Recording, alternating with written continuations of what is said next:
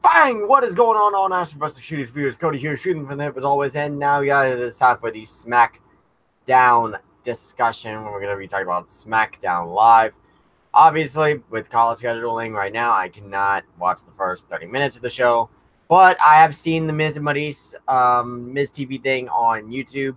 Basically, Miz and Maryse use that to mock Daniel Bryan for losing.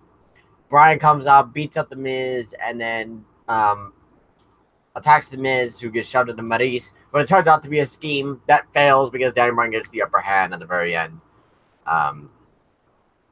It was announced that we would get AJ Styles versus Andrade, Almas, and Becky Lynch's championship Correnation. And I realized I probably misspelled Coronation in the title. Whoops! My bad. I'll fix that. Maybe. But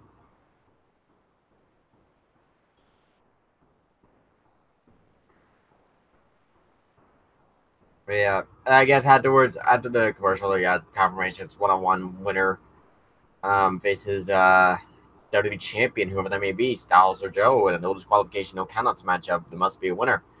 We get a match of Cesaro, Kofi Kingston, and Cesaro ended up picking up the victory with the neutralizer. I haven't seen the neutralizer been done in a while. That sucks that I missed that. And plus, Kofi and Cesaro have done great matches before, so it probably wouldn't surprise me if people said that this was a great match. We get to the backstage segment. This is the part where I came in. Rusev has a shot at the US title, but Rusev says Aiden English won't be in the match. Says that if Aiden's best, it wasn't good enough. Everyone has to pull their weight, and they walk up, and Aiden gets pissed off. Lana hears about this, and she says she's going to tell Rusev everything. The commentators were talking, and then they heard a commotion in the very back. And it's Randy Orton being disturbing to someone on the production crew. And they're just like, they were working on something, and Randy's like, you show that damn screwdriver thing right now. Don't piss me off. Because if you piss me off, you're going to have a hole as big as Jeff Hardy in your ears. You don't seem like you have ear piercings. But, you know, they show the thing on there, and Randy says, that's nothing compared to what I'm going to do to my next victim. And if he's being serious with that, I'm pretty worried. If I'm going to be honest. Like, I could feel my stomach turning a little bit at the thought of what Orton's going to do next. Like, I feel just, you know, like, I don't want to know what the hell is going to happen next.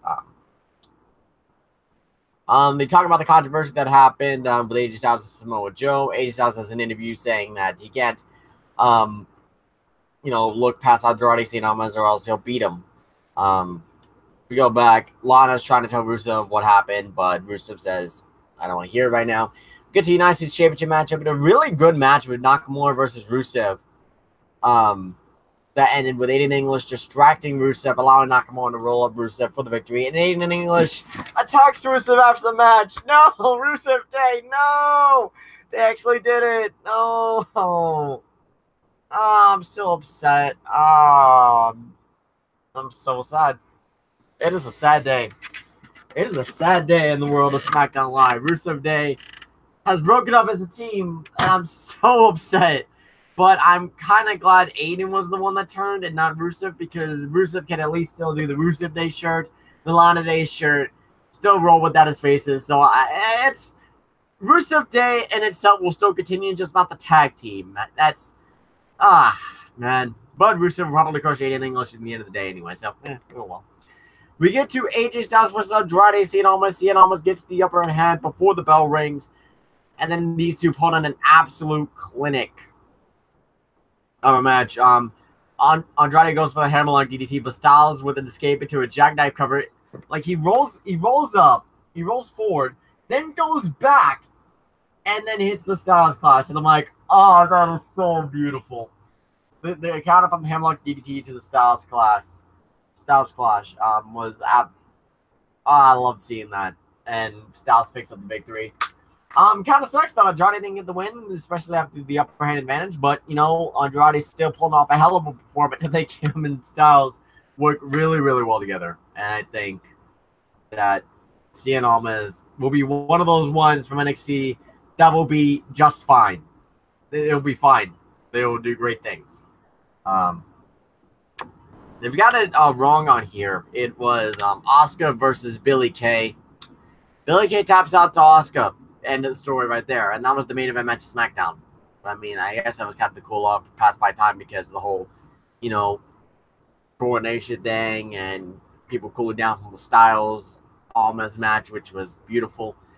We get to the Becky Lynch Correnation, and of course, people are not going to treat Becky Lynch like a heel because Becky Lynch is the real hero in this whole thing. She won the women's title, and now she says, "This is my title. It took me 2 years too long to get back up here." She's like, "Hey, Charlotte, where you at?" And, you know, Becky's constantly antagonizing Charlotte. Charlotte's like, "Oh, you're the better woman. You won. You beat me. But in one night, you're going to lose it in Australia." And Becky's like, No. Raise my hand. No. I'm kidding. Put the belt around my waist. No. I'm kidding. I just want you to call me queen, bitch. And then Charlotte attacks Becky, and it backfires on her. Because Becky then disarm her, Bexploder, SmackDown goes off the air.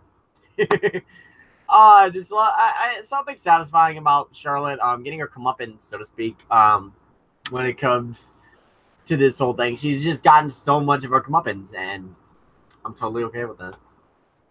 Let me look at the chat real quick before we go off the air. Let's see if anyone's left any comments. Oh, apparently the Mixed Match Challenge has turned into a round robin. That's why it's going to last so long to TLC. Because, like, I heard that on SmackDown they were going to wait until TLC. Ended at TLC. And I'm like, that's a little bit long. And then when they ended in, like, early November at most. But apparently they've done it around robin. I'm like, okay. Kind of reminds me of something that New Japan's doing. Ooh, the Monster Eclipse. Ooh, I kind of like that name with Braun Strowman and Ember Moon. Let me guess, Braun Strowman and Ember Moon won. Yep. And day one Glow versus Phenomenal Flair. Phenomenal Flair won, right?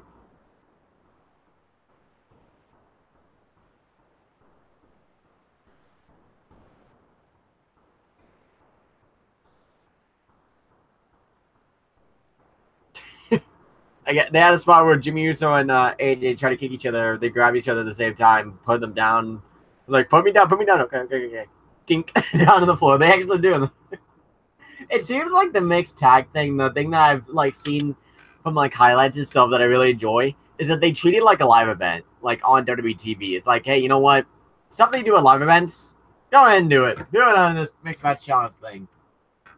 That, I can really appreciate that. Seems like that day one Glow and Phenomenal Flair match is still going on, so we will have to wait and see what happens there. But for now, that's going to do it for the SmackDown discussion. Be sure to like, comment, share, and subscribe. Like Scott said, there is another hangout that was set up. I don't know if you guys seen it in the sub box, but we are going to be talking about the WWE 2K19 DLC, and I am going to say right now, I'm actually very happy with the DLC. Very, very happy indeed. A couple of ones that caught me off guard. Almost about half. Actually, about half caught me off guard a little bit. I won't lie.